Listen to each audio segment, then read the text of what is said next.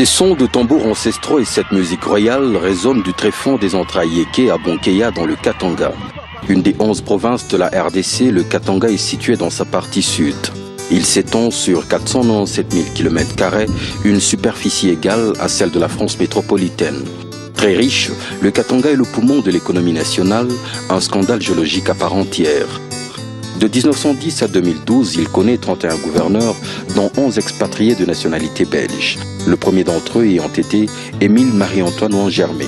Moïse Tshombe Kapanda est le premier Congolais à le gouverner en 1960.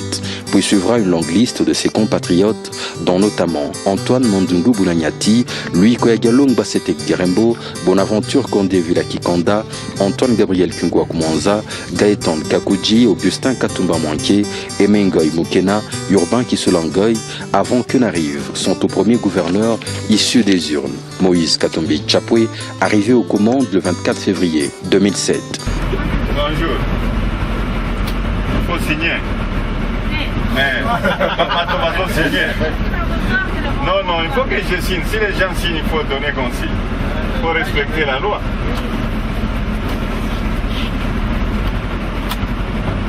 Elle fait son travail. Hein. Mais qui en effet, cet homme convertit des affaires en politique, comme par un accident de l'histoire et presque malgré lui. De lignée royale Yéké, ce descendant du légendaire roi Msiri est né le 28 décembre 1964. Élevé dans les milieux des affaires, c'est presque adolescent qu'il empoche son premier $1 000 000 au volant d'un camion faisant la navette Lubumbashi-Kasanga, un camion dont les restes sont actuellement exposés à Kachobwe, son village natal. Manager né et le football dans le sang, il dirige une équipe de football dès l'âge de 17 ans en même temps qu'il y joue comme défenseur central. Si un tacle malencontreux n'avait stoppé ses ambitions, il serait peut-être encore un joueur de football. Malgré tout, ce doyen de tous les dirigeants sportifs africains a conduit à la gloire internationale son club de football, le tout-puissant Mazembe, successivement 2 fois champion d'Afrique de club et vice-champion du monde sous Saoulé. Homme d'affaires prospère et philanthrope, les Katangais goûtent à sa générosité bien des années avant sa vie politique. Après des longues années d'exil politique, c'est le 11 juillet 2003 qu'il revient au pays, utilisant déjà ce jour-là son jet privé, 3 ans avant qu'il ne préside aux destinées du Katanga. N'oubliez pas qu'un frère comme Katumbi est millionnaire avant d'être gouverneur. Ce jour-là, tout Lubumbashi est paralysé par un accueil monstre. Le président de Mazembe est de retour. Lorsqu'arrive l'élection du gouverneur du Katanga, il est une fois de plus candidat. Il bat alors son vis-à-vis à plate couture et devient à l'occasion le premier gouverneur élu de la province qu'il préfère.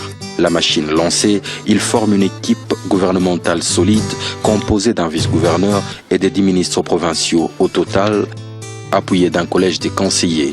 La plupart d'entre eux font leur premier pas en politique et sont plutôt des technocrates éprouvés. Mais par un souci d'administration de proximité, on pouvait retrouver le gouverneur Moïse Katumbi travaillant dans les bureaux d'un bourgmestre de commune. Ni volonté à kusema kama ni kudeplacer milima, tout a déplacé milima. Mais il faut pas que la population yetu ipate maisha moya mzuri. Ambitieux, le gouvernement provincial du Katanga veut en finir avec la misère de la population. C'était sans compter avec un démon qui l'accompagnera durant tout son mandat. Il s'appelle la non-rétrocession de 40% des recettes. L'honorable Moïse Katumbi Tchapwe n'aura donc pas les moyens de sa politique et doit apprendre à improviser. Une improvisation qui, malgré tout, vaudra à sa province le statut incontesté de province pilote de la République démocratique du Congo à plus d'un égard, les infrastructures en particulier. Au total, 6 budgets sont adoptés à l'Assemblée provinciale durant son mandat et aucun d'entre eux ne sera complètement exécuté, suite aux écarts entre les recettes prévues et réalisées, bien entendu par faute de rétrocession sur les recettes à caractère national. En 2009 par exemple, le budget connaît 59% d'écart. En 2010, il n'est réalisé qu'à 17,8%, 21,27% seulement en 2011. Des déficits énormes pour une province qui doit elle-même payer certains fonctionnaires. Pour garder le cap et sauver le meuble, des édits doivent être votés et promulgués afin d'élargir l'assiette fiscale et renforcer les capacités de mobilisation des recettes de la province. En urgence, des écoles doivent être réhabilitées et équipées.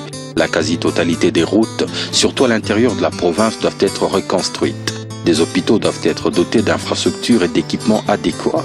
L'héritage de la voirie en particulier est en lui-même un casse-tête d'emblée impossible à relever. Mais Moïse Katumbi Chapwe est en fait lui-même un homme qui aime les défis. Un des édits les plus importants vise l'interdiction d'exportation des produits miniers bruts. Il permet alors la création sur place de plusieurs unités de transformation et contribue à la création des milliers d'emplois. Minaona kama baguverneur wengine inafaa wake mustage au Lubumbashi. Bakuifaje na ba ministre ba Kinshasa baki bafanye stage hapa Lubumbashi. Pour le féliciter pour les bons rapports et qu'il entretient avec l'Assemblée provinciale. Depuis zamani hapa 1962.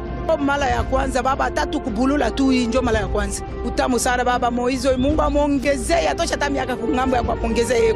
Hakuna tutapataka guvernance huyu.